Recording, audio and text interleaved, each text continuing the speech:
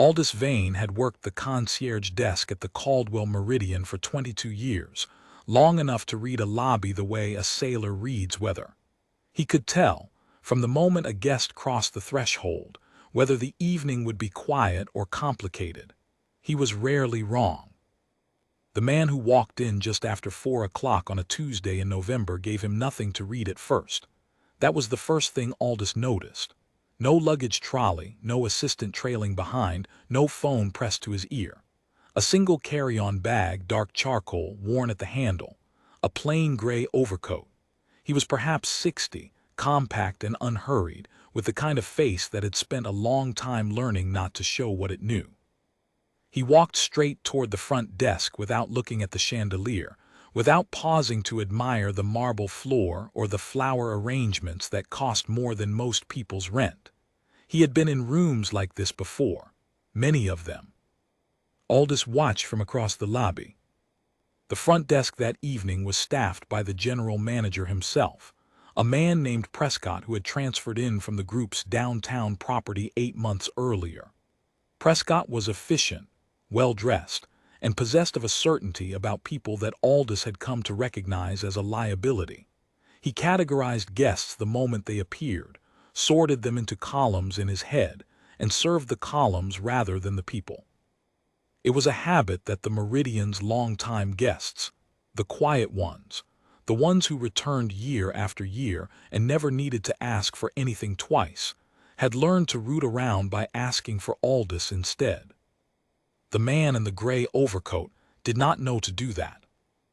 Aldous watched Prescott glance up from his screen, take in the single bag, the plain coat, the absence of visible markers. He watched the fraction of a second in which Prescott decided something. Then Prescott straightened and produced the particular smile he kept for guests he had already subtracted. "Good afternoon," Prescott said. "Do you have a reservation with us?" "I do," the man said. His voice was even, unhurried, the vowels of someone from the Midwest who had learned to take up exactly the space he needed and no more. "The name is Caldwell." Prescott typed. Aldous, 20 feet away, watched his expression. Something moved across it, a tightening, a quick resort, and then Prescott settled back into the smooth professionalism that was, Aldous knew, its own kind of dismissal. "I'm showing a reservation under that name," Prescott said carefully, "but I'm afraid we're showing our premier suites fully committed this evening. There's been a scheduling overlap. I can offer you a standard room on the 7th floor, or I can arrange a transfer to our sister property on Weller Street. They have availability." The man was quiet for a moment. "My reservation is for the founder's suite." "Yes, sir, I understand that, and I do apologize for the confusion. The suite there was a maintenance issue identified this morning, and we've had to take it offline temporarily. We're doing everything we can to." "Is the suite occupied?" Prescott paused. "I'm sorry. I asked whether the suite is occupied, not whether there's a maintenance issue, whether someone is staying in it tonight." A beat too long passed before Prescott answered. "There may be a guest currently."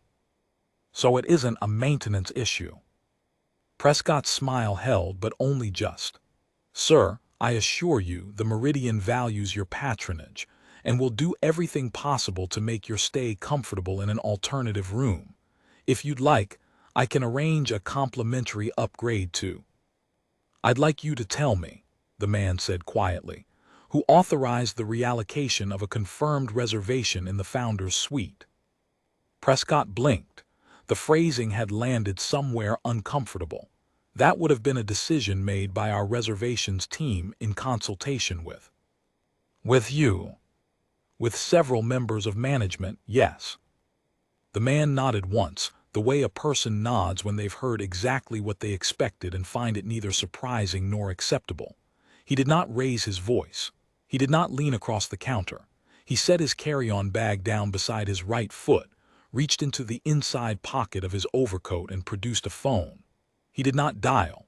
He opened a contact and looked at it for a moment, as though confirming a number he already knew by heart. Then he looked up at Prescott. "I want to be clear about something before I make this call," he he said. "I'm going to give you one opportunity to correct this. Not because I need the suite, I've slept in worse places than your 7th floor, but because what you've described is a practice I need to understand.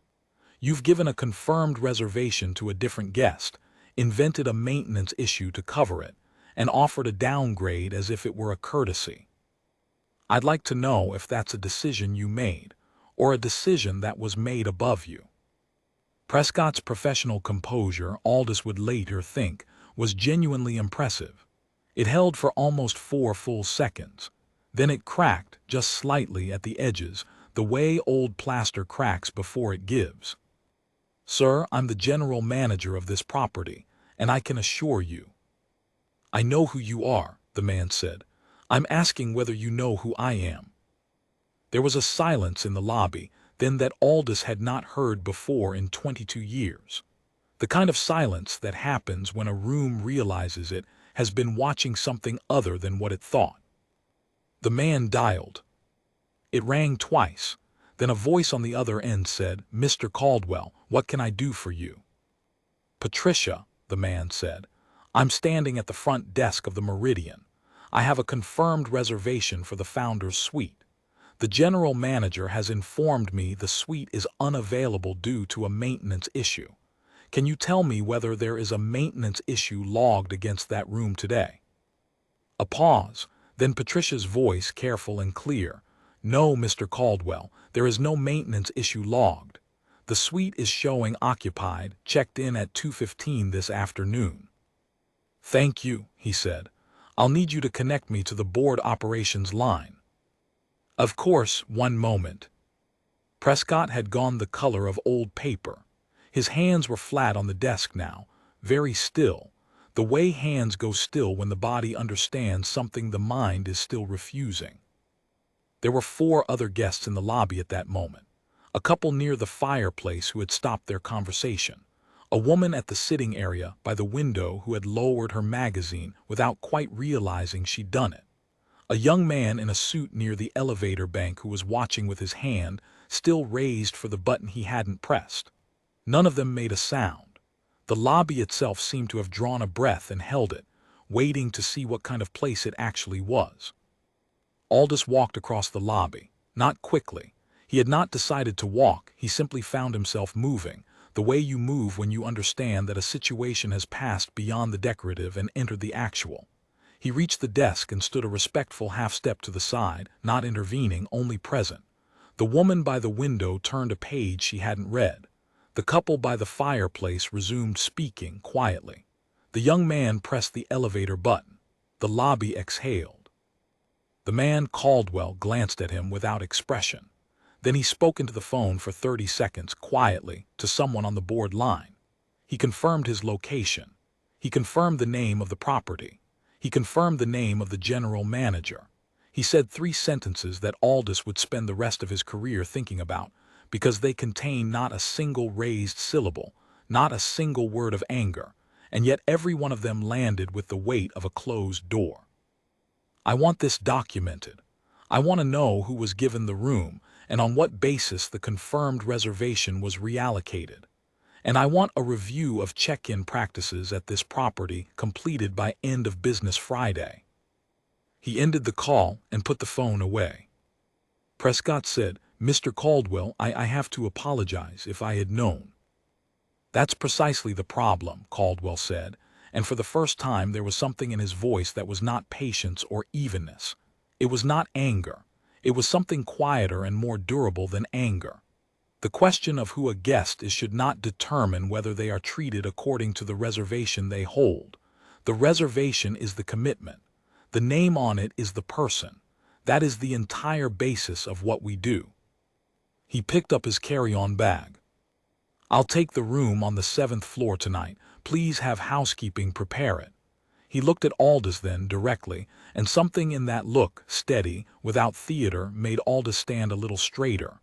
"Would you see to it?" "Yes, sir," Aldous said, "right away." Caldwell nodded and walked toward the elevator bank. Prescott did not move for a long moment. Aldous watched him understand, piece by piece, what he had done and what was coming. The Caldwell Meridian was not named for a street or a founder's benefactor. It was named for the family that had built the first property 40 years ago, and the group that now held 17 hotels across 9 cities bore the same name on every corporate filing, every lease, every management contract, including the one that employed every person who worked in this building. The man in the gray overcoat with the worn carry-on bag was not a guest the Caldwell Meridian was hosting. He owned it. By 6 o'clock that evening, the vice president of operations had called the property twice. By 7, the founder's suite had been quietly cleared. The guest who'd been given the reallocated room moved to a penthouse on 12 with a full night's credit and an apology that was genuine, because the management team delivering it was genuinely sorry, and a written account of the incident had been submitted to the board operations office. By 8:30, Prescott had a meeting scheduled for the following morning with HR and the regional director, a meeting from which he did not return to the property. The Meridian's front desk was, by the following afternoon, under interim management, with a full review of reservations practices ordered, and a written policy confirmation sent to every member of the check-in staff by the end of the week. No one was dragged out. No one was publicly shamed. The correction was formal, documented, and proportionate, the kind of accountability that leaves no room for argument because it follows the exact logic of the rules that were supposed to govern the place. Aldous thought about that in the days that followed, in the quiet moments between guests, when the lobby was doing what lobbies do best, which is hold the ordinary world at a careful distance while people rest. He had worked beside Prescott for 8 months and had watched, without ever quite nomming it, the way certain guests were sorted at the door. Not rudely, Prescott was too careful for rudeness, but the suite went to the guest who arrived with the right luggage. The upgrade was offered to the family with the expensive stroller. The man in the plain coat with the worn bag was handed a downgrade and a fabricated maintenance notice, because someone had looked at him and decided, quickly, that he was the kind of person who would accept it. The thing Aldous kept returning to was not the moment the call was made, or the silence that followed, or even Prescott's face when understanding arrived. It was the moment before any of that. The moment when the man named Caldwell looked across the desk at the person who had just dismissed him, and chose, very deliberately, to be clear instead of cold. He could have produced identification. He could have named himself in the first sentence. He could have ended the conversation before it properly began. He didn't. He asked a question. He gave Prescott a chance to explain himself, because he wanted to know whether this was a single bad decision or a practice, and the answer to that question mattered more to him than the inconvenience of a downgraded room. That was not the behavior of someone performing authority. That was the behavior of someone who understood what authority was actually for. 22 years. Aldous had shaken hands with senators and quarterbacks and film directors, had held umbrellas over the heads of people whose names appeared on the sides of buildings, and he had thought, for a long time, that he understood what it looked like when power entered a room. He understood it differently now. It did not always arrive with luggage. It did not always announce itself at the door. Sometimes it came in a gray overcoat with a worn carry-on bag, unhurried, already knowing what kind of room it would find, already prepared to give that room every fair chance to be better than it was. And when the room failed that chance, power did not raise its voice. It made one quiet call, asked 3 careful questions, and let the rules do what rules are supposed to do. The Caldwell Meridian was, by every account, a finer property after that week than it had been before it. The guests on the 7th floor received the same greeting as the guests on the suite's floor. The reservation was the commitment. The name on it was the person. That was the entire basis of what they did. Aldous never forgot it.